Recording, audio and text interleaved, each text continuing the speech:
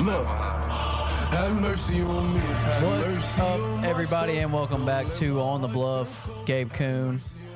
What's up? What's the word, dude? How are you, man? You're doing good. well? I'm wonderful. Before we get going, we have this nice party color, I guess by Wiseacre, that the Tigers on Tap guys left in. So I'm going to go, what do you think on it's can, crushability, and like overall ranking, right? Hold on. Isn't that how we do it? Are you about to steal their? Oh, 100%. 100%. Their stick is gone. 100%. He called. Listen, TJ called me out and said that he can beat me in one-on-one. So I'm gonna steal his. I'm gonna steal his flow, his whole damn flow. So it's can, crushability, and what? Just overall. Yeah. Can, crushability, and overall. So can, I'd give this a. What do you think? It's probably a 6.4. All right, now crushability. Yeah. Should we try it out? Sure. Is this in good taste? It's not in bad taste. Okay. I mean, it could be. I don't know. You'll be the judge. On crushability. That's a good flavor. Nice Italian Pilsner. You almost made yourself spit take. I know. Crushability. Oh, okay, I can deal with that. It's a good flavor. All right. One sip, everybody knows the rules. Crushability. You are much louder at drinking than TJ and Trey are. Crushability. It's gone. He drank it all. Crushability. I'm going to go a 7.3. And then overall, I have to get one more. Ready? Yeah. Overall, give me an 8 flat. 8.0. Wow. Okay. That's a huge score right out the gate. I will give you, Gabe, $200 if you can get Christian to taste it right now. Split it with me? No, I'm joking. I'm joking. I'm not doing it. That was an easy 100. Easy as hell. What was that, Kenny? That was an easy 100 Like is what off that was the about top? to be. That was a. Now I know I ruined the whole flow of the show already by it's doing okay. my yeah. It's okay. So what's up? Spice things up, You mix good? it up. Yeah, everything's good. Both of us are going out of town again this weekend. That probably shocks no one because we've basically been gone all summer. I'm going to St. Louis for a bachelor trip, and you... Don't even tell them. Don't tell them. I don't want to get in trouble. What do you Don't mean tell in them. trouble? Don't tell them, bro. You tell them. It's my bachelor party. Okay. All right, and I don't know. I feel like people in Memphis get in a tizzy about it. I don't know. Okay, well, you kind of gave it away. All right, it's Nashville. We're headed to Nashville. I'm a people pleaser. I wanted to go to Dallas or Vegas for a UFC card. There's a UFC card this weekend, In which Nashville. apparently we're not going to go to, which is ridiculous. But we have other plans, and all of my friends could make it this one weekend, and we cut travel in half by going to Nashville. So that's where we're headed. Since you want me to tell all of our Memphis listeners Yep. that I'm leaving the city for my bachelor party and going to Nashville. Yeah. The bachelorette party. I've capital of the I've world. been to bachelor parties in both cities, Dallas and Nashville. Nashville way better. Just telling. I'm sure you've been to bachelor parties there too, but I've been to both. Would take Nashville over Dallas for sure. Dallas is cool. A little bit not my scene. I wanted a UFC card ultimately. You but- have the opportunity, yeah, I know. and you blew up. I'm telling. I tell you this, I might and you're just like, go by myself. you're like, oh, that'd be awesome, and I'm like, no, it's actually there. Yeah, the like fight night, it's legit. Sandhagen font. I double checked. Yeah, I confirmed. It's correct. So it's still there. It's still there. Maybe I'll get a surprise last second. Maybe my brother's already got it all set up. let me I text. doubt it. Let me text him real quick. Be like, Gabe really wants to go to the UFC. No, I did event. check tickets for like Upper Deck and Bridgestone. It's like still 130 a piece. Yeah, it's not cheap. It's not UFC's cheap. not cheap. And They it's make a lot of money. Sandhagen font. It's like, damn. It's that not is a- great, that's but a- it's still be. It's still a UFC yeah, card. it'd still It's be the super cool. experience. Still be super cool. Yeah. Bone to pick. I was not invited. Okay. Way more fun to do this on camera than off camera. Well, you would have gone to this one anyway, probably. It's still like would have been nice. I'm sorry. You're not. It's okay. I'm sorry. He's not. He's not. There was sorry. limited space. Yeah. Here we go. Here we go. Excuses we didn't flow. do hotel rooms, but it was limited space, and I just had to trim it, Trim the around the fat. edges. You had to trim the fat. I had to trim it around the edges.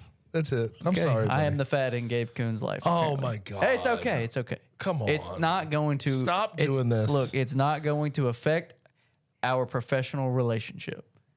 Okay.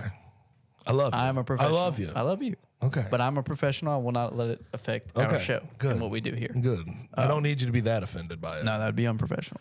Personally, It might affect our personal relationship, though. Personally, we're still When still, the still cameras debate. turn off, what's going to happen? That's the question. We're just gonna say, all right, Kenny, I'm out of here. To be fair, Gone.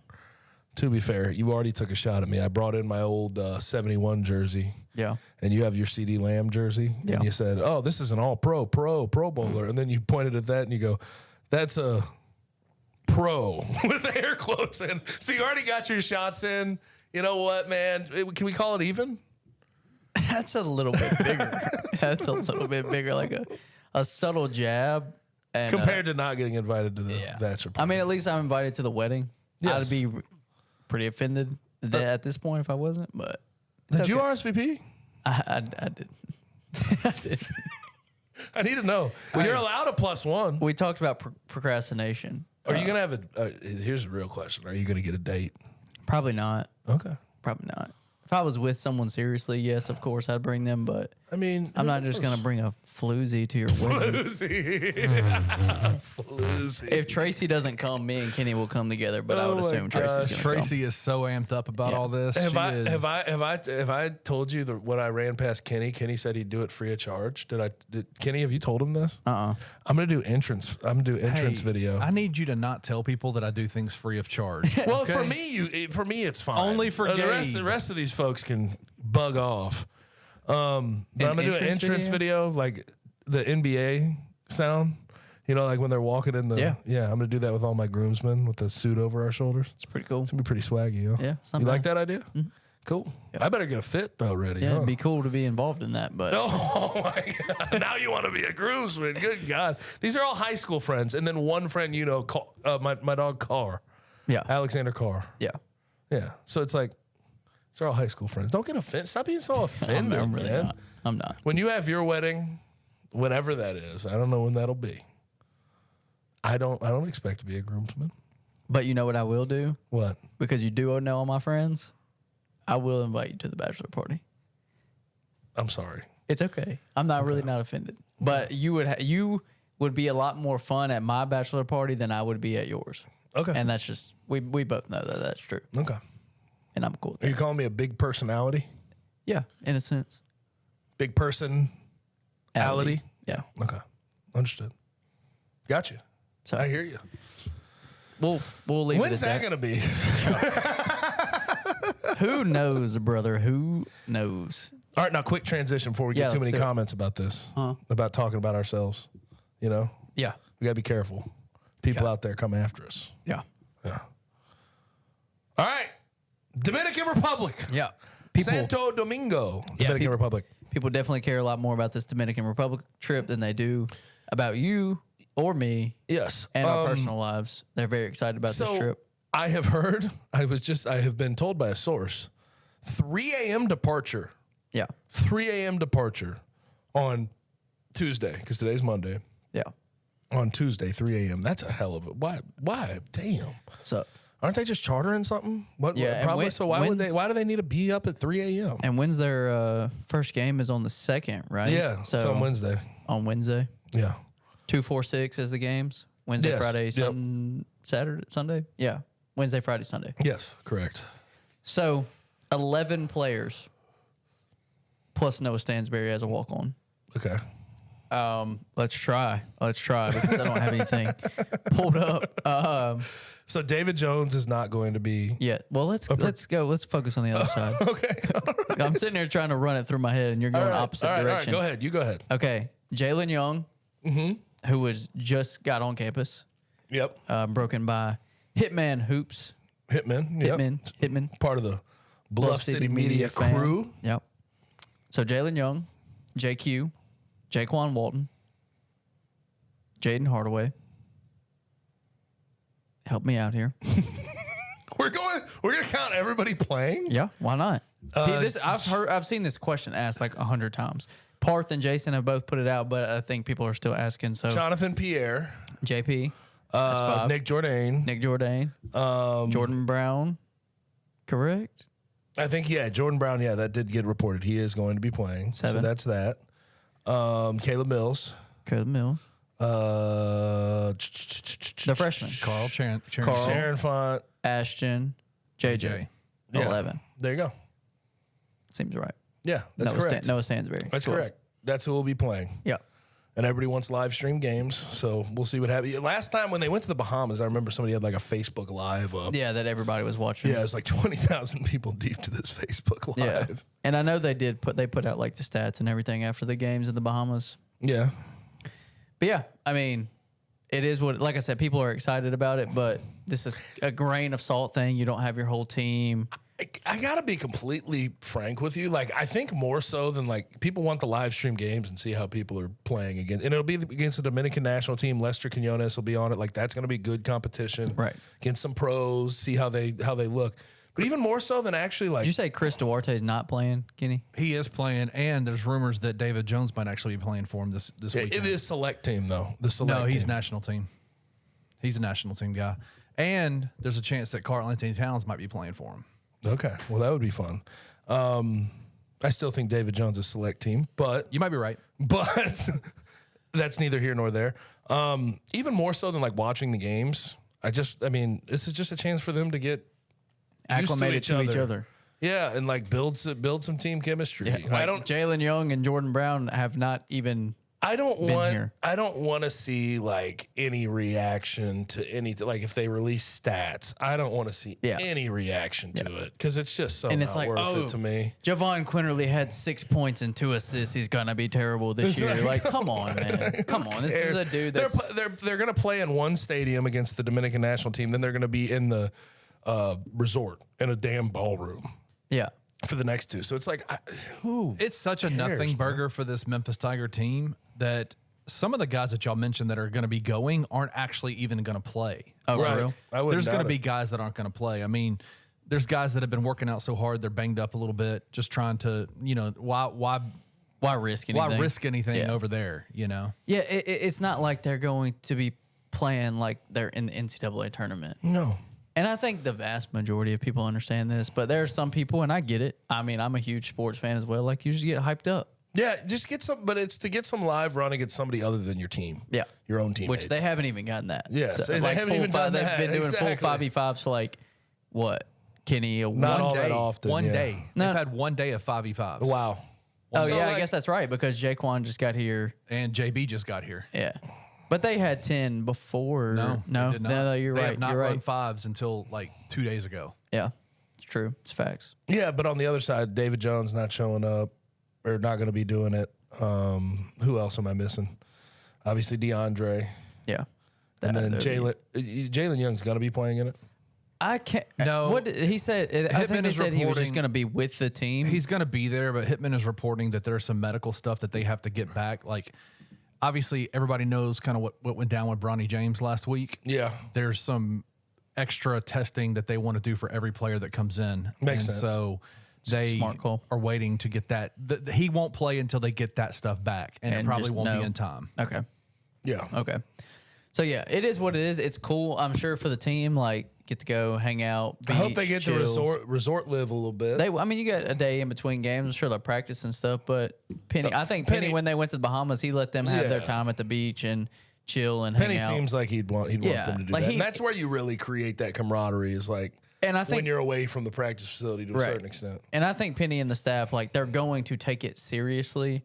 But same thing, I don't think they're going to treat it like an NCAA tournament game either. Not They're at just all. going to, it's fun, it's cool, it's a cool experience for the guys. Let them have it, enjoy it. Play hard when you're on the court, practice hard when you're on the court. But other than that, enjoy yourself. I have feel like fun. he'll just give like the freshman run, give the experienced guys a little bit, and then move on from there. Yeah. But yeah, the live streaming of the games, even if there is a Facebook live stream, It's going to go nuclear. I'm going to be doing something else better with my time. And I'm not trying to down it, but I think it's just Not for me. trying to take anything away from Create how guys narratives are, and storylines out of that. How yeah. guys are playing in the Dominican, I just can't do that. Yeah, I agree. Some news that happened last week after we recorded. Jaykwon Walton popped up out of nowhere at the University of Memphis. We were fortunate enough to have him and Javon Quinterly in studio on Friday. Well done with that, by the way. Thank you. So if you've not seen those interviews yet, you can go to our YouTube, wherever you get your podcast. You can check out both of those interviews. Great guys, great interviews. It was a lot of fun talking to both of them. JQ is a freaking pro on the camera. Like, I mean, he's a 5-star in high school. The Jelly Fam movement stuff started when he was a sophomore in high school. So he's had cameras around him forever and done hundreds and hundreds of interviews with people with way bigger names than me. So dude is a pro. Like, he sat down and was just like, all right, let's riff, let's go. And he 30 minutes, and we probably could have went for an hour and a half. Dude, he's was cashing in on some NIL deals too. Yeah, dude. He's got Brookhaven. He's got he did the whatever it's called. It's like the locker, the college trunk, the sports players trunk, where Players he put in all his Alabama gear. and Villanova stuff. Yeah. It sold 80% of it was gone by the like morning. immediately. Yeah, Yeah. Like, if anybody for real, like, wants a spokesperson for their whatever business that comes from the University of Memphis basketball That's the program, ones. like, Nobody better, man. He's at the top of that list, and he's a great face for the University of Memphis basketball program overall.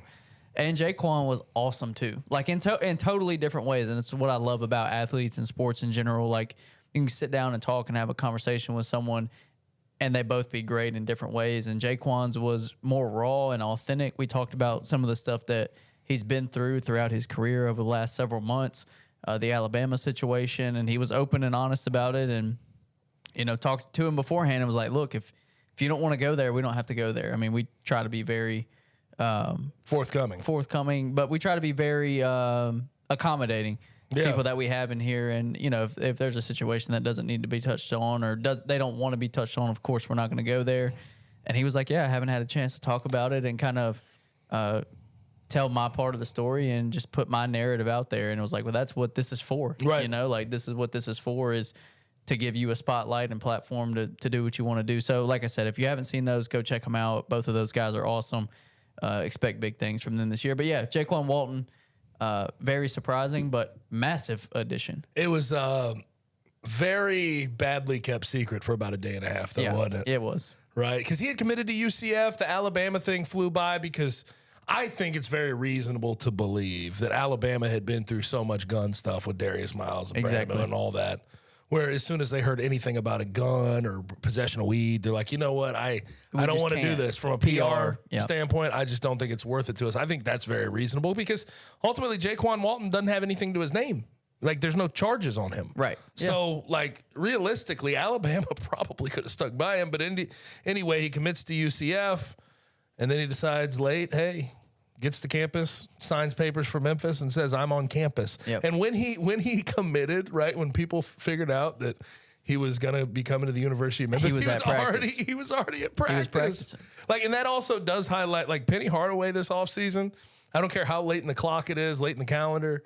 Like, the amount of, like, commitments he's gotten in the dark, in the quiet. Yeah. David Jones, Nick Jourdain, Jaykwon Walton. It's insane. It's different than what we've come accustomed to, of, like, hearing the murmurs and the Big whispers publicity and it big building up. It's just like, nope, he's coming. Yeah.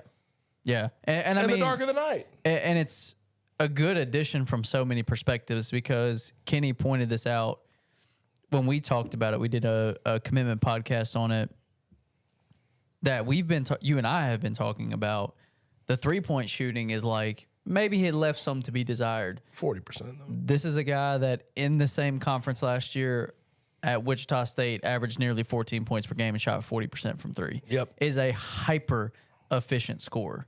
Like, he doesn't take a lot of shots, but he doesn't miss a lot of shots. He's a really good player. I think he was over 80% or maybe 80% on the nose from the free throw line. So he's a good shooter from everywhere. 6'7", good length, athletic, defensive ability. Like, he checks so many boxes. And we talked about everything around last week was TFAO Leonard, right? Like, what is this? I think when we recorded last week, he still hadn't made his announcement, but he ultimately decided he was going to go pro. We knew where it was headed. But we were like, he was a luxury piece. Yep. Like, we felt like him leaving didn't change the ceiling of this team too much. Maybe a little bit, yeah. But that it was more of a luxury piece. And I would argue that the upside with Jaykwon Walton, I don't know if it's arguable. I don't either. Just because I think it's an upgrade on that luxury piece. I do too. I mean, dude shoots 40% from three. Yeah. He's confident from there too. And he's got the size to replace TFA Leonard, maybe a little less on the defensive end, but you need more offensive punch. Yeah, and he gives you that off the bench. Like, and There has been some debate of like, okay, David Jones or Jaykwon Walton in the starting lineup if DeAndre Williams comes back. I think there's a debate to be had there, but I also think David Jones would be probably a better fit alongside all those other offensive pieces because he's going to give you that rough and tumble, hard-nosed defense, rebounding. He's going to get down and dirty. He's not necessarily a three-point shooter, but he'll try to get to the rim and rough people up. Whereas Jaykwon Walton, I think, if he was your sixth man, come off, let him just be cooking offensively. Let him put up shots. Run the show. Let him run the show. And I think that would just be a great idea, but obviously you have to see how things fall into place. But I think after Teofeo Leonard Jr. left, I said it was a luxury piece, and I think they did better in replacing him with Jaykwon Walton than they could have ever hoped for. Yeah, because what we talked about was the defensive upside with Teofeo Leonard, and it was clearly there. He's one of the better defensive players really in the country. He could have been the best defensive player in the conference, but this team is already so defensive-centric. Like, yes, they have some guys that can score, but there's so many good defensive players on this team, and having another guy that can be an elite scorer and is a thing that I will take absolutely, and fans will as well, especially when it's like he walks in the door as the best 3-point shooter on the team. Yeah, and you don't. I mean, as much as I liked the roster even before him, you really didn't have like Jonathan Pierre can shoot from 3, but he's going D2 to D1, and that was probably your biggest hope on the three for like a high level, high efficient, or JQ because he's had 3-point guy, but also 40s. He was 33% last year. But he had season in he had 40. Yeah, but like I don't know, that was. I'm not saying it was a missing piece because I thought they had plenty before that, but it just took that up so much higher. To add to it that way, the 3-point shooting I think was phenomenal. Yeah, phenomenal. Let's talk about this real quick because I think this is an interesting question and an interesting thought.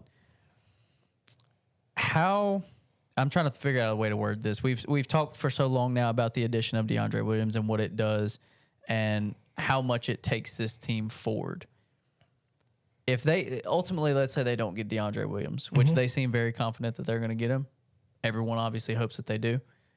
If they don't, how much better do you feel with a guy like Jaykwon Walton? And we don't even have to necessarily say than Teofeo Leonard because that kind of feels disrespectful. But like now that Jaykwon's in the fold, would it soften the blow if DeAndre ultimately isn't on this team? Yes, 100%. You have another guy who's offensively inclined, who's decent size, at least a jumbo wing that you could maybe he has move good some size. pieces. He was in here. He's a massive dude. You could move some things around. Maybe David Jones could slide into a 4, if you will. Jaykwon at the 4. That dude is huge, I know, man. but like there's some things you could do with playing around the lineup 100%. now, even if you don't get DeAndre.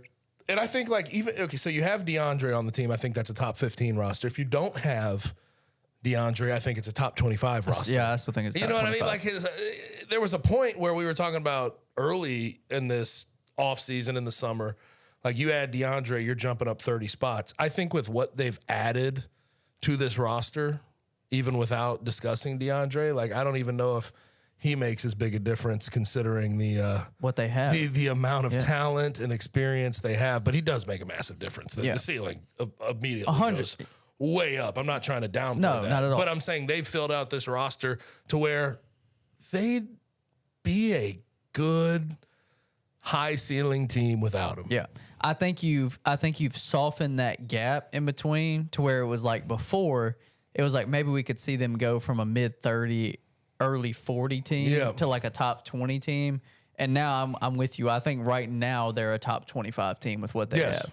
If they rolled out a starting lineup of JQ and Caleb Mills, David Jones, Jaykwon Walton, and Jordan Brown, that's a top 25 team. With Nick Jourdain as a backup reserve big and Jalen Young as your backup point guard and some of these freshmen potentially in the mix and Jonathan Pierre and Jaden Hardaway.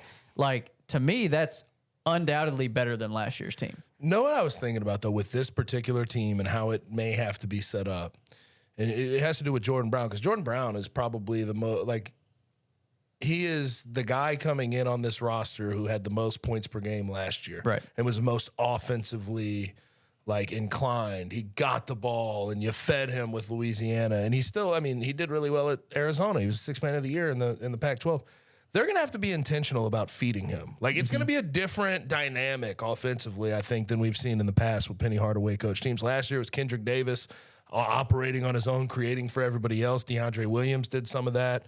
And I don't know if we've ever really, under Penny Hardaway, because Jeremiah Martin went and got his own shots. Yeah.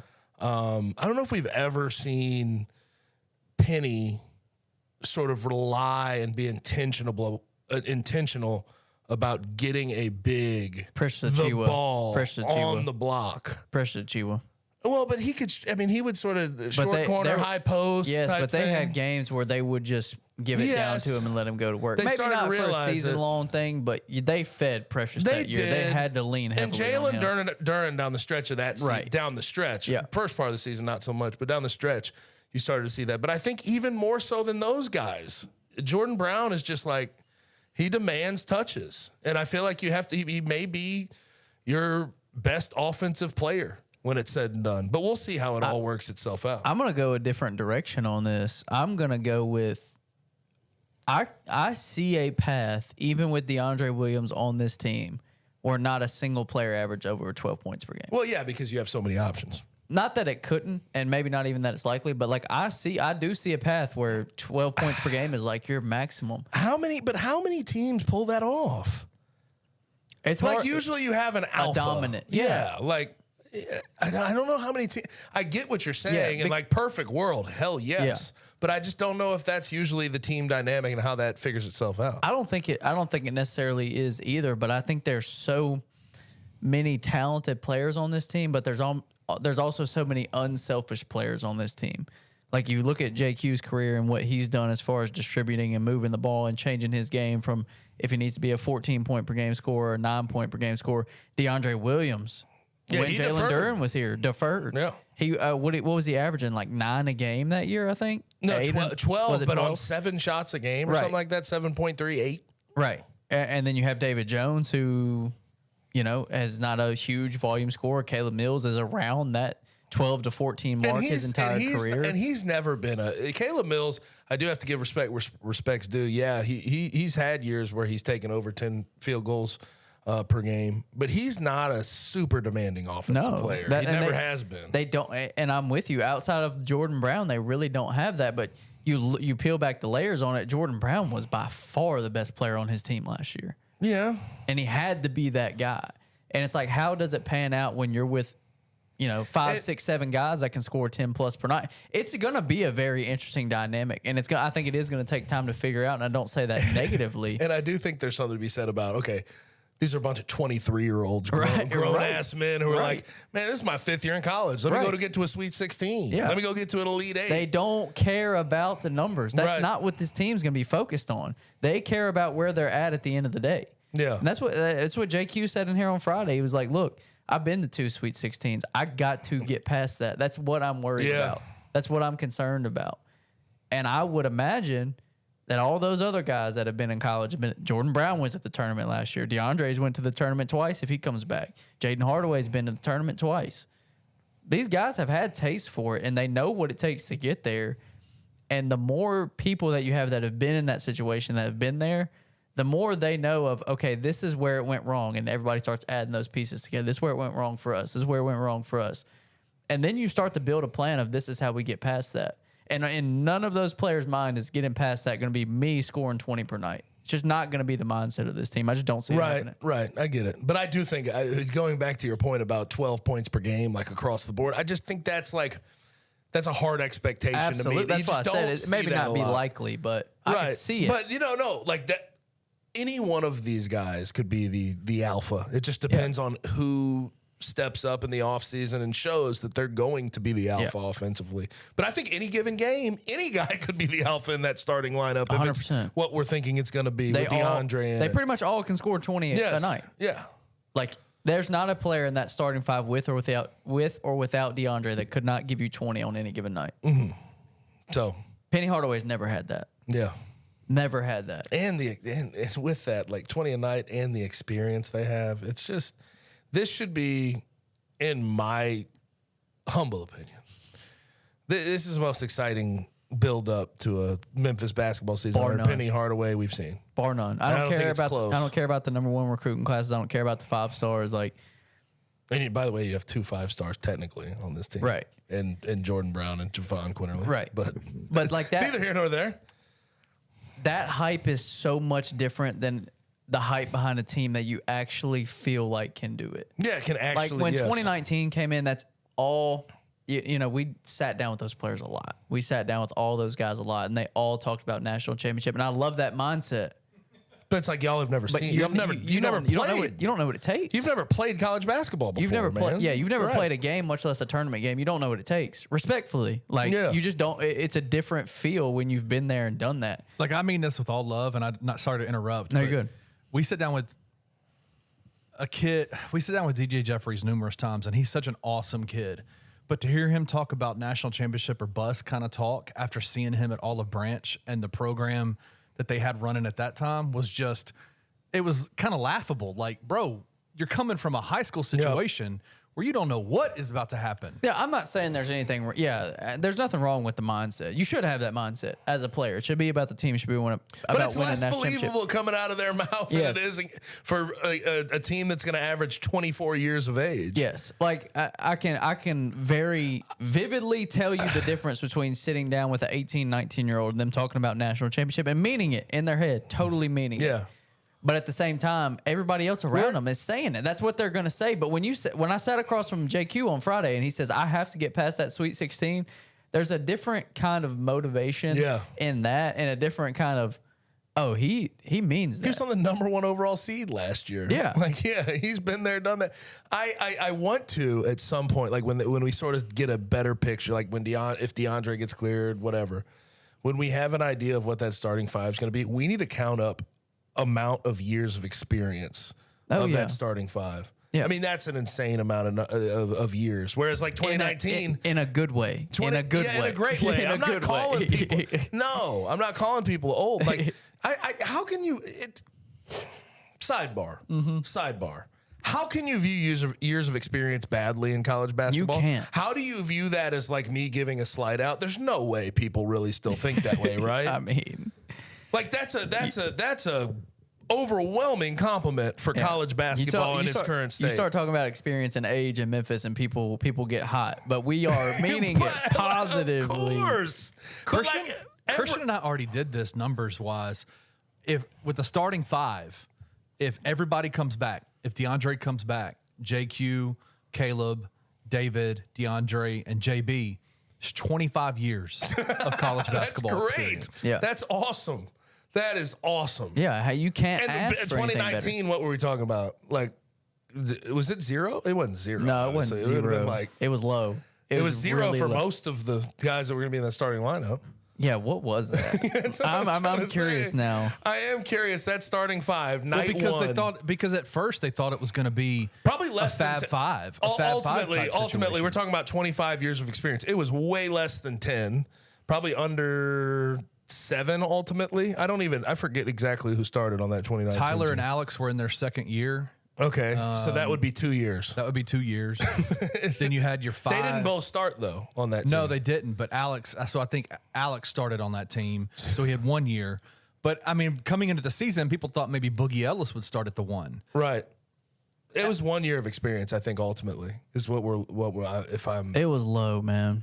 reading it. Because Jaden was coming in that year. That was his first Yeah. year. Point being, it's 1 year of experience with a team that. You had high expectations for top 10 ranked the preseason, but it's like they didn't have the experience to ultimately know what to expect coming into a year and getting into the later stages of the season. Yeah, I can't find the actual starting lineup, but It was low. that was really low. Probably under 5 years of experience. I mean, all said and done with looking that at starting 5. just looking at the roster: DJ freshman, Tyler sophomore, Alex sophomore, Isaiah Stokes redshirt sophomore. He didn't start though. No, Boogie freshman, Damian freshman, Lester freshman, Isaiah Maurice was a senior, Lance Thomas was a redshirt sophomore, Malcolm was a freshman. It wasn't Jaden's first year; it was his second year. He was a redshirt freshman, and Precious was a freshman. Yeah, it's just not. There's And no Isaiah experience. was a JUCO guy, and he started later in the. and he was a season. JUCO guy anyway. He had 1 Yeah. year of collegiate experience coming in because he was at K-State for a year. Yeah. So there was just no experience Yeah. on that team. Basically zero. Yes, to 25. Tyler Harris and Alex Lomax were probably, other than, no, because Lance Thomas had been, I think, at Louisville for 1 year. Yeah. So 25 to basically zero. yeah, pretty much. It's just it's a different ball game this day and age in college basketball. And when we talk about experience and guys being older, that is a great thing for the Memphis basketball program. Yeah. There's no other way to view it. Yeah. I'll tell you what, this guy's a little bit older. He's a little bit long in the tooth. But You didn't have to call him old. in a good way. Once again, No, that's not a good way. the man, yeah, it is. Yeah. The man has experience. He's been around the block a time or two. He's got a lot of stories ready for us He's to talk old. about in the next section. He's old. He's old in a good way, but we love him. Let's hear from some sponsors, and on the other side, let's get to the hot three and see what Kenny has cooked up.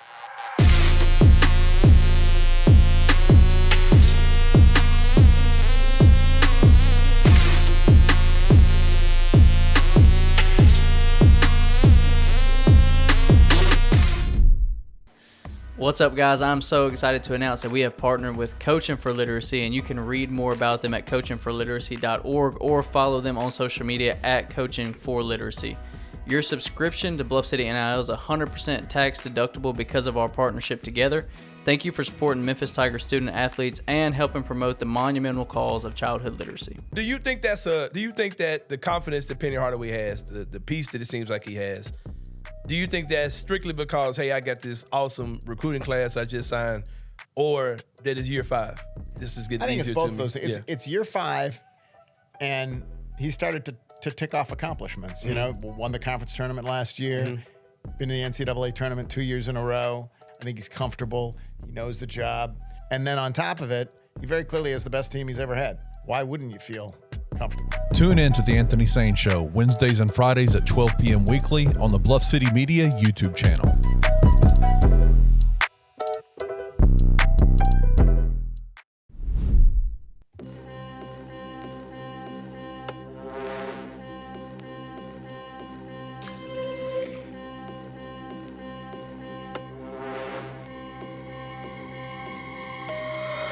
Oh, we're back. Hey, I am old.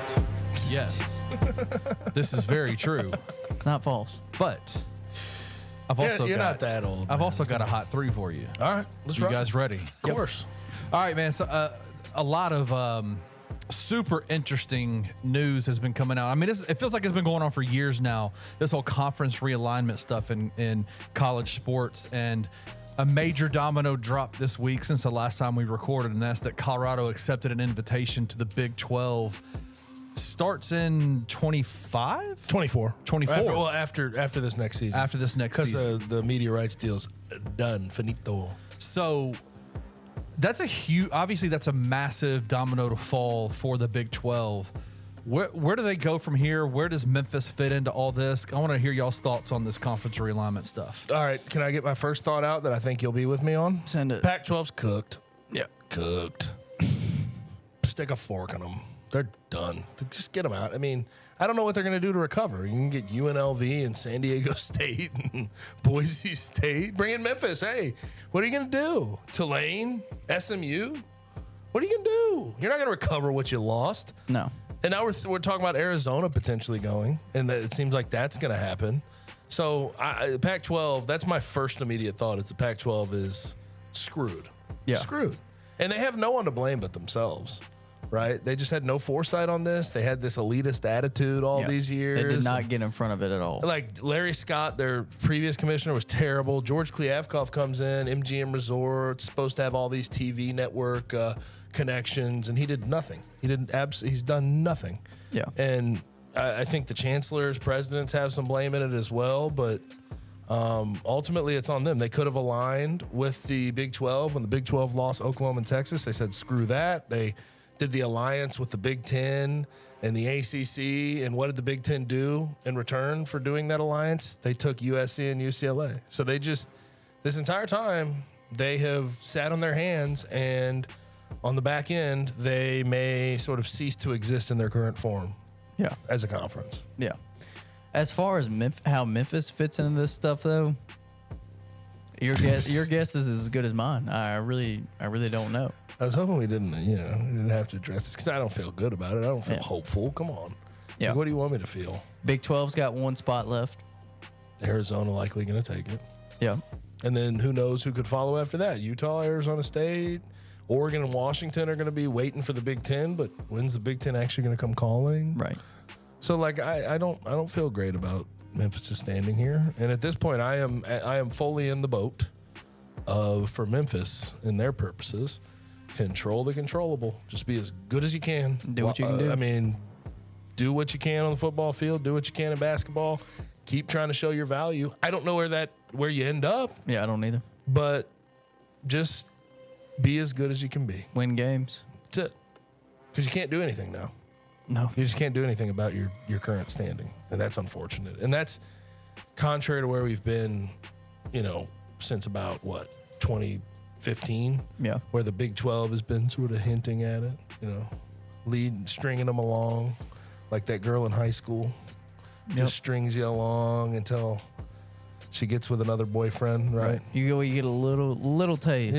Yeah. And then she's gone. Yeah.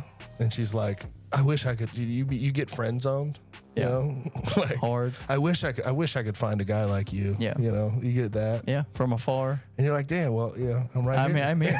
I'm here and I'm available and I'm willing and ready. Yeah, but that's where Memphis is at right now. They are willing and ready.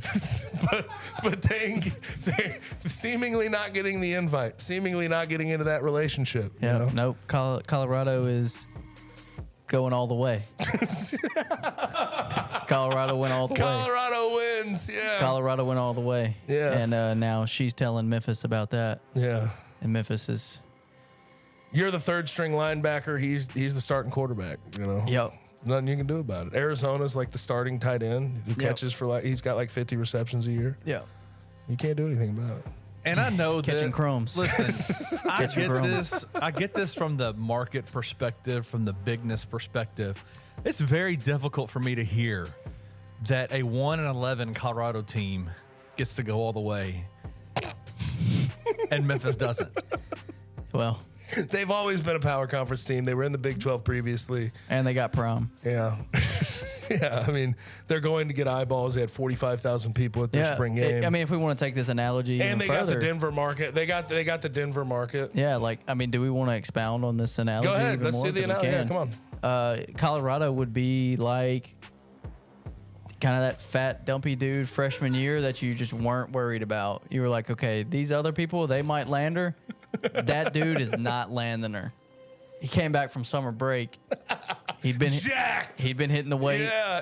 And he probably grew a couple inches, so he stretched out. Stretched out. Had been hitting the weights, toned up a little bit. Lost the pimples off the face. Got a new haircut. Got some new clothes. Got some new clothes. Got some new drip. Yeah, and she was like, Yep, that's him. That's the one.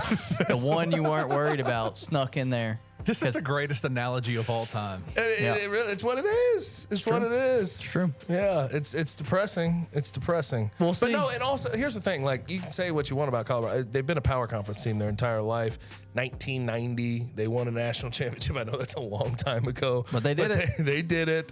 And basketball under Tad Boyle's been solid. Good donor base, solid academics. It's just it fits, and they've been there before. Yeah.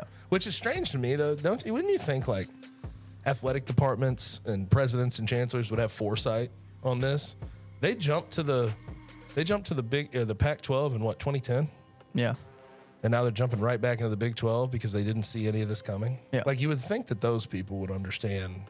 Hey, in the future, it may look a certain way. It just shows that no one is really Ready for ahead of this. the curve. No, not at all. When it comes to realignment. Yeah. So at the end of the day, if you're Memphis, like you're saying, control what you can control. Continue building up your program from an aesthetic standpoint, and win games. Let me pose this to you. More so than realignment, this feels like consolidation. Yeah. Like, we're going to take these Pac-12 teams and add them to current power conferences, and we'll move from there. Like, that's what it feels like more so. Because I don't know if there's a bunch of group of 5 teams, maybe UConn. I don't know if there's a bunch of group of 5 teams that are really getting courted all that much by the Big 12. or the Pac-12 for that matter. Like it just doesn't feel that way, or the ACC. It doesn't feel that way. No, they're all friend zone. They're consolidating more so than realigning. But I get your point though, Kenny. Ultimately, like when I hear people jumping the line over like Memphis, the UConns of the world, the Houstons of the world, UCF, who else? Cincinnati, San Diego State. Maybe you hear like, oh well, these are massive. These are big market sizes. Yada yada yada. And maybe not every single one of these ones we brought up is a good example because I think Cincinnati gets some good eyeballs. Yeah, Cincinnati would be at the top of that heap for sure. But like Houston, for example, yeah, you're in a big city, and there's the potential for a lot of TVs to tune in. 6 But million TVs. in But they don't Houston. actually tune in. Yeah, they're watching Texas and Like A&M I hate that these and same Baylor. with UConn. Like the Hartford Grand area is like 34th, I think, something like that, in TV markets. But like I get sick of the potential eyeballs. Yeah, it shouldn't be about potential eyeballs. Let's go off real eyeballs. How many people in the state of Connecticut are tuning in to watch one of the worst football teams in the country? None. Because at the end of the Zero. day, we all know football drives all this. Zero. Football But is the for big one. basketball, sure. Yeah, for basketball, sure, but basketball really doesn't have much weight in all this. Yeah, I don't know. I get tired of, oh, well, they're going, because, okay, in that case, if you want to go after big ass markets, just go get UNLV. Yeah. Oh, yeah, their TV, they have a bunch of potential TV sets. Well, how many of those damn TV sets are watching them? Very little. And so what's I crazy- get tired of like, oh, TV, market size. Who gives a damn, man? What's crazy about that is ESPN put out a study a few maybe last year. Memphis ranks in the top 10 of marketplaces every single year that watches games that aren't even Memphis related. This is a sports city, man. Like it really, like people enjoy their sports in this city. And it's like 100%. undeniable to me. But we're the 51st market. So. What? I mean, to be honest with you, I mean, if we're talking about college athletics and a college football program, that is not a bad size market. No. That is not terrible. No, there's what, 126, 130, something like that. If you're going TV market size and a lot of those TV sets are getting tuned in to said local college team for basketball and football, okay. But if we're talking market size and they don't draw eyeballs, Then the point's like null. actually track, we track these things. Like these, Yeah. we do have TV ratings, an amount of TV sets that are watching college football and college basketball. The numbers tell different stories than just actual TV market size or like where you rank in TV markets. It's annoying. It's an annoying conversation because I feel like I have to protect Memphis at every step of like when the teams are good, they get watched and you get butts in the seats and people in the city genuinely care and follow the University of Memphis. Yep. Good way to wrap it up. Kenny, number 2. Let's move to a little happier topic than conference realignment. UFC 291 was this weekend. We previewed it last show. Yep. It went down. Y'all did. talk about it. You go ahead, start. It was a really good card. I mean, it didn't disappoint. It did kind of suck that the Stephen Thompson and Michelle Pereira fight got pulled because Pereira missed weight by 3 pounds. That was going to be a really fun fight, but that really is the only blemish on it. Looking at the main card, Kevin Holland and Michael Chiesa got it kicked off, and Kevin Holland Darce choked Michael Chiesa, which was That was pretty very cool. surprising. But Kevin Holland, continuing with the move down to welterweight, it's where he should have been all along. He never should have been a middleweight. He's got a chance to work his way up the ranks there. He's a really good fighter, and he is actually in a weight class that fits him now. So love Kevin Holland there. Super entertaining guy. And then we had another submission in that next fight. God, Tony Ferguson's just so cooked. Oh, like dude. he's just He's so burnt. done, He's man. burnt, man. Bobby Green submitted you? Yeah. Come on, man. Yeah. And I mean, Yes. Bobby's a good fighter, but Tony He's fir- Ferguson 2-3 years ago was the dude.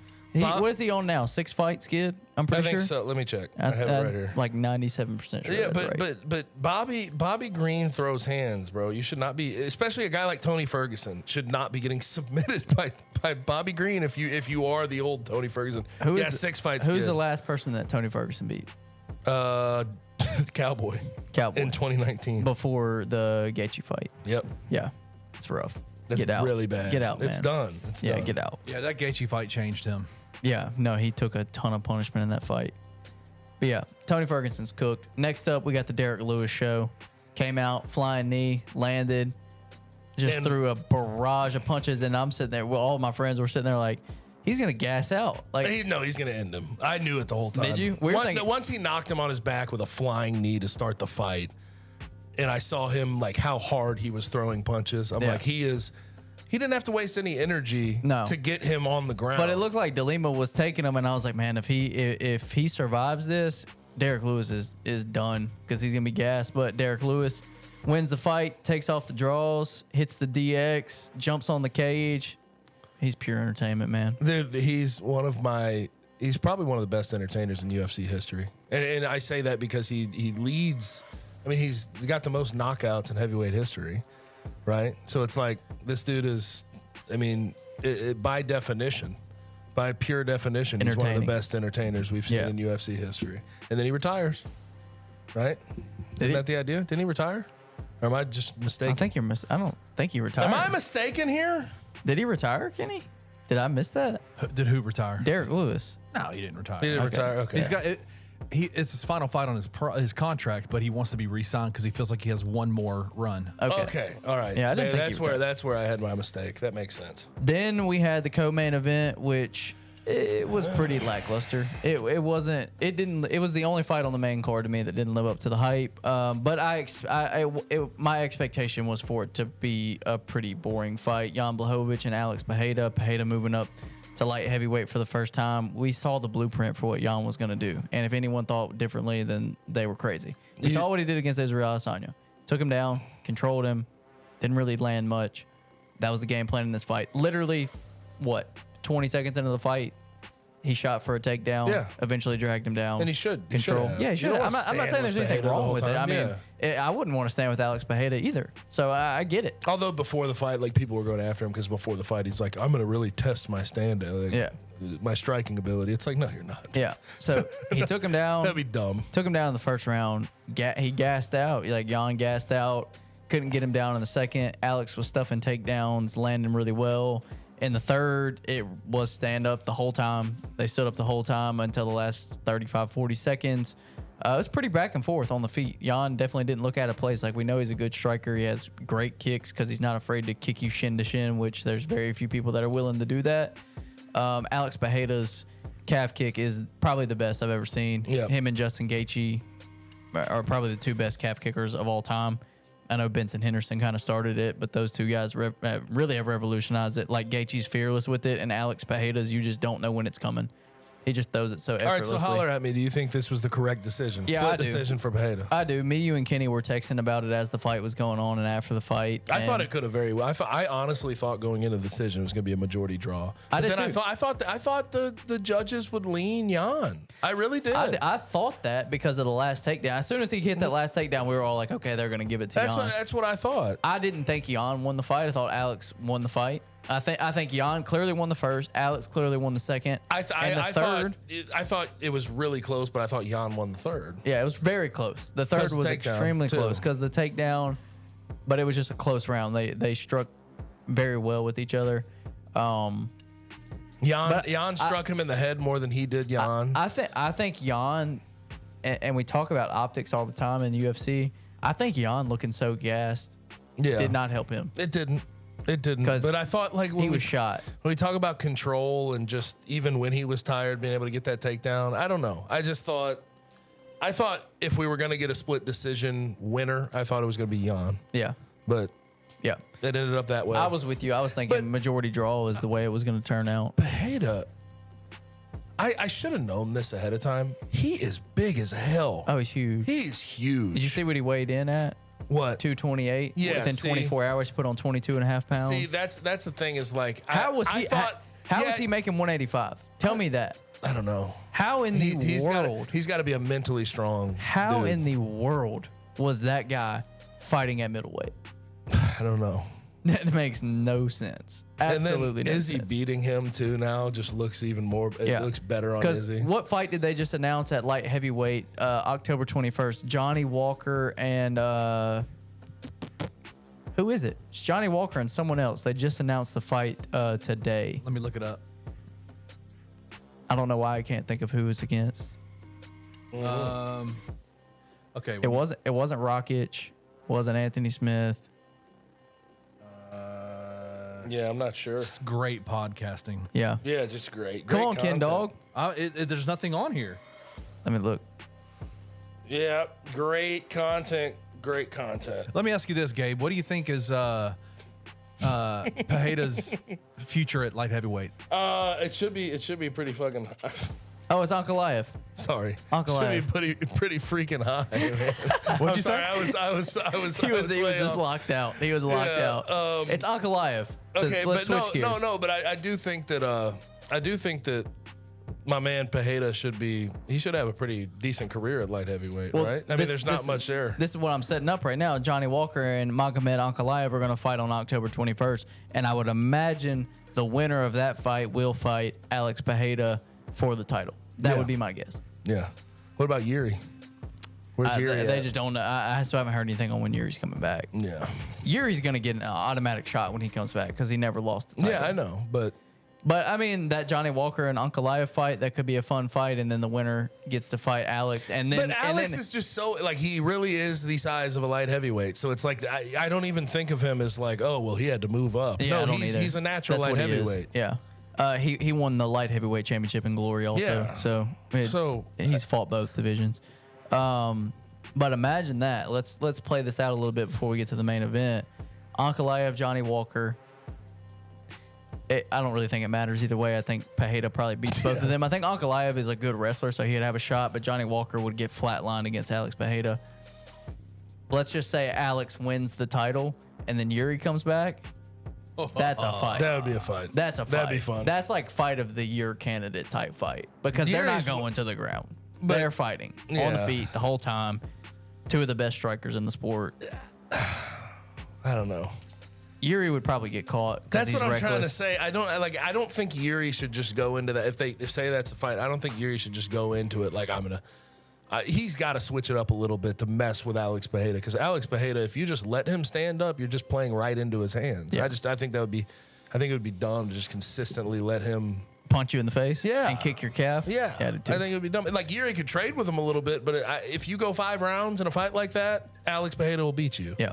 I think you have to throw something at him. Get him on the ground, Mix it mess up. with him, Yeah. get him in the clinch, Yeah. get him up against the cage I mean, let's not forget Yuri Prochazka did win the light heavyweight championship by submission. by submission, rear naked choke. That was, on a Glover late, to that was Yuri. a late one. It was a Hail Mary.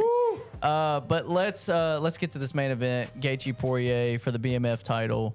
It was good for as long as it lasted. It just didn't last nearly as long as any of us wanted to. Because at literally the second the fight ended, Michael looked at me and he goes, "I could watch them fight every single week." Yeah. I was like, absolutely, 100%. They could run that every week, pay-per-view. I'd pay for it every week. Yep. It's worth it. Like they're not scared. They're gonna get in each other's face. They're gonna throw.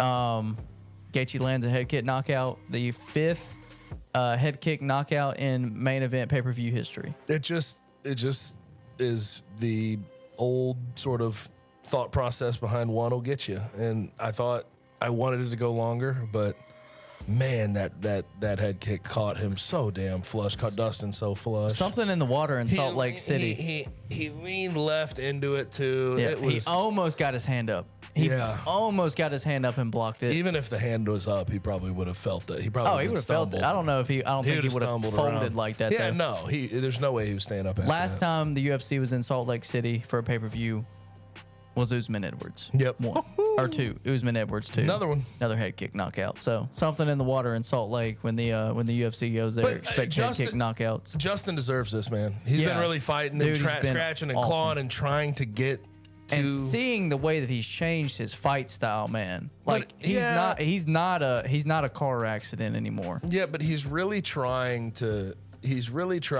break into stardom. Yeah. And I feel like this is a really good jumping board for him. This is his last. I mean, I truly believe, and he said it a couple times. Like, I want one more run at the title, and then I'm hanging it up. Did you hear what he said about Conor McGregor? Yeah. He doesn't want to fight anybody on steroids. He's never cheated. Yeah, you can tell Justin Gaethje's never been on steroids. Yes. He's not lying And about by that. the way, speaking of Dustin Poirier, he passed his 75th USADA drug test Really? without ever being popped for positive. That's cool. Yeah. That's cool to get that high up at your sport and never have to go down that route.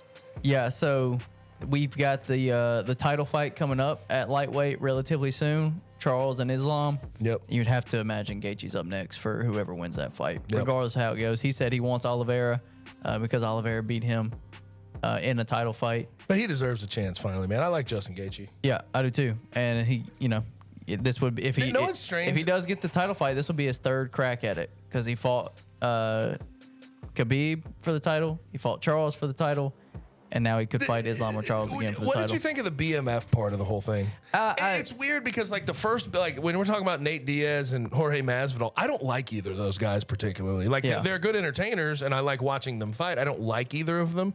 This one, it's like these guys are so likable. Yeah, you can't. It's like dislike hard to him. even go BMF with them because Yeah. I enjoy how they carry themselves. Yeah. Workmanlike. They're active, both of them relatively. Yeah. Yeah. I mean, I don't know, and they're way better fighters than Nate Than Diaz Nate or and Jorge. absolutely. But they needed a something stipulation, a tab onto this to make it the main event of a pay per view. So I get it. I get it. I don't necessarily love it, but Yeah. it is what it is. It But just didn't hit the same. It No. didn't hit the same as Nate and Jorge. no, overall, really great card.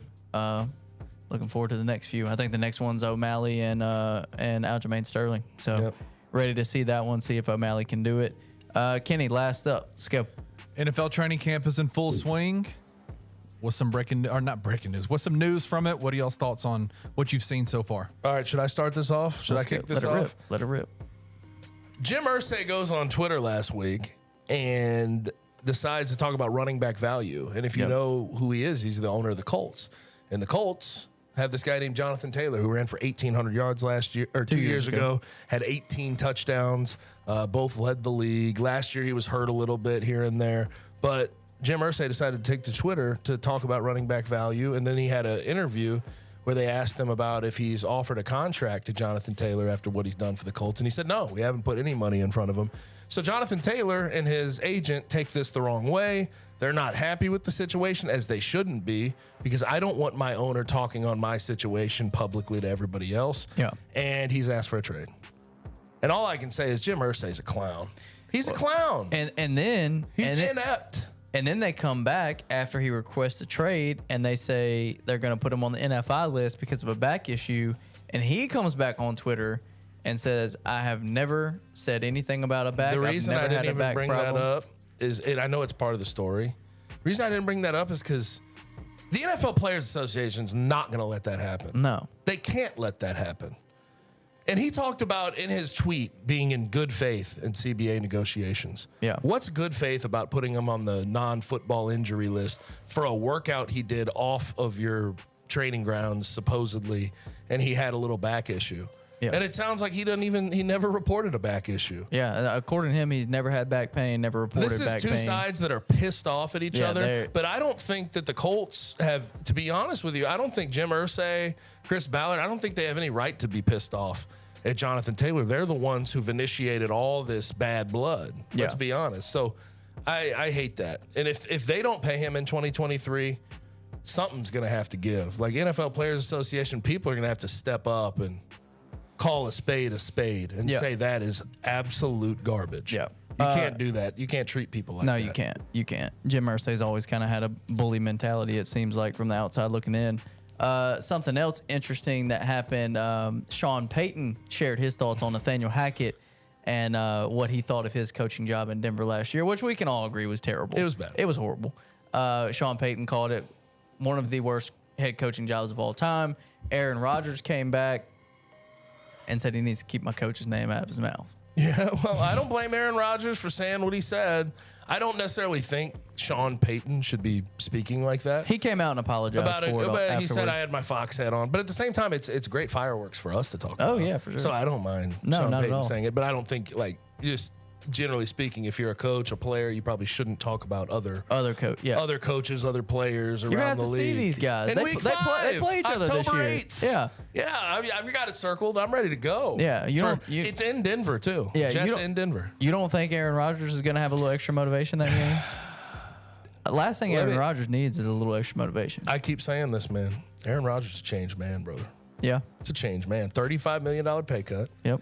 He texted Jordan Love saying, "Have fun, be yourself." Yep. Before training camp. He's coming to Nathaniel Hackett's defense, like keep my coach's name out of your mouth. He was at OTAs. He hasn't missed any days in the offseason. Nope. This is, to me, I mean, I'm just reading the tea leaves. This is a re-energized, Locked in Aaron Rodgers on one goal, and that's winning a Super Bowl. Yep. And I bet there's Packers fans out there like, what the hell? Where was this bro? at last year, What's man? your problem? Yeah. You were pissed off because they drafted Jordan Love 3 years ago, and you asked for $51 million a year. They gave it to you, and you still asked for a trade out, and they gave it to you. Yeah. You know, like the Packers fans and Packers front office got to be like, damn, man, Where was this? this guy's an asshole. Yeah, a couple other injury notes, and we'll get out of here. This one kind of sucks because the dude just seems like a good dude, and he's dealt with a lot of injuries. Signed a pretty decent contract a couple years ago towards ACL last year. Tim Patrick of the Denver Broncos, aforementioned, was carted off non-contact injury on Monday, believed Achilles. to be a torn. Oh, it's they official now. confirmed. Yeah, It's torn Achilles. Yeah. Was it training camp last year also when he tore his ACL? Same thing. He never played a game. Never played a game, and he signed his contract, I believe, last offseason. Was it 2 years ago? No, it was last offseason. But 2 seasons ago, let me look at these stats. I have to go pull them up. They weren't anything special, But but you Tim saw Patrick what he was a could- really good player. But you saw what he could build into. Yeah, and he's not young. He's 6'4", 212. Yeah, I think he's young. I think he's 28, 29. Really? Yeah. Yeah. Okay, he's 28, but when he signed the contract, he was 26. Right. Yeah, and he had caught when he was 27. Never mind, I'm dead wrong.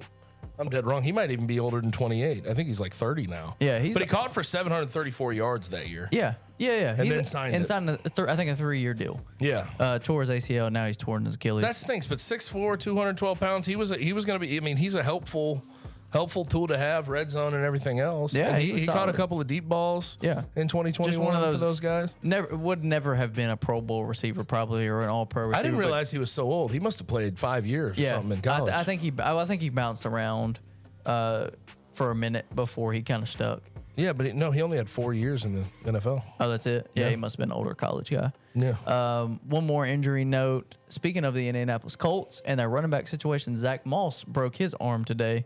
Backup running back. He will be sidelined 6 weeks. That, I don't want to wish that on Zach Moss, but that feels like the football gods flipping off Jim Irsay and Chris Ballard something Kind of. heavily. That's what it Kind of. feels like. Because Zach Moss, I think, is a decent back. I don't think he's a world beater by any stretch. No, of but he's the solid. imagination. But he can give you some good, tough yards in between the tackles. Not much of a pass catcher. So, I mean, they say that about Jonathan Taylor as well. But he's not near the back Jonathan Taylor was. And the fact that, like a few days after, we're talking about a trade a trade request from Jonathan Taylor and all that bad blood back and forth. Your lead back breaks his arm in camp. Yeah, I don't know. Was he their number 2? He might be. Yeah, no, he's got to be their lead back. Who else they got? Naheem Hines isn't there anymore. No, he's in Buffalo, And he's hurt. He's hurt also. Yeah, so the Colts. Yeah, no. Him. You want to hear their backfield now? Yeah, let's hear it. Evan Hull, a rookie, and Jake Funk. You know the white guy From the Rams. Yeah, played for the Rams. Yeah, where's Marlon Mack when you need him? Yeah, I don't know. Is he buried on the depth chart in Houston? Is he the number 3 in Houston behind Golly. Damian Pierce and Devin Singletary now? Colts might. They just might be. I think the Cardinals are the worst team in the NFL. Yeah, Colts might challenge them with how this offseason's going for them. they could. They absolutely could. Because Anthony Richardson, they're talking about him taking first team reps already. Yeah. You think he should start? It's always that question. You never know, right? You There's never know. the two sides of like, if you throw him in there, he could create bad habits because the things around him aren't good enough. Or get his confidence murdered. Or you throw him in there and he gets game reps and he learns from them. Yeah. But I've seen it go both ways. Yeah, it goes both ways. But Who for knows? him, I think he's a developmental project anyway. You don't need to rush him to play. I mean, you look at what they got. They're probably going to suck this year anyway, He especially if should play JT's not in some. town. They just let him go. Gardner Minshew's, we know Gardner Minshew's a backup. He should play some, but I hate seeing young rookie quarterbacks ruined. that need to develop get put into terrible offensive situations, and that's what that is. Yeah. He doesn't have a running back. I mean, yeah, you got Michael Pittman on Alec the outside. Pierce, Jelani Woods. but like, decent. It's decent. okay. It's okay. But you won't be balanced enough. He'll probably have to run the ball a hell of a lot. Their QB power's coming. Hey, 246, man. Good old QB He's power, brother. 246. QB sweep. He can handle it. Josh Allen, 238. Tell Cam Newton that, bro. We'll see. That's all I'm saying. Like Cam Newton was 250. Yeah. And the reason he is not around the league anymore is because he got hit so much and his shoulder got messed up. No, I don't care how big you are. Taking hits from Large men. that like to go hit on the defensive side of the ball in the NFL. I don't care how big you are. I'm not disagreeing. Not disagreeing. You could be Jerome Bettis. I don't give a damn. I don't want you taking unnecessary shots. I agree. Well, let's go ahead and get out of here. We appreciate you guys for joining us this week. If you're watching on YouTube, like, subscribe, comment. If you're listening, Apple, Spotify, wherever you get your podcasts, you can subscribe and get notifications there as well. Appreciate you guys for tuning in. We'll see you back here next week. Thank you for listening to On The Bluff. If you enjoyed this episode, leave a rating and a review wherever you download your podcasts. Also, like and subscribe to Bluff City Media's YouTube page. Head over to www.bluffcitymedia.co for comprehensive coverage of Memphis sports and how you can become an insider.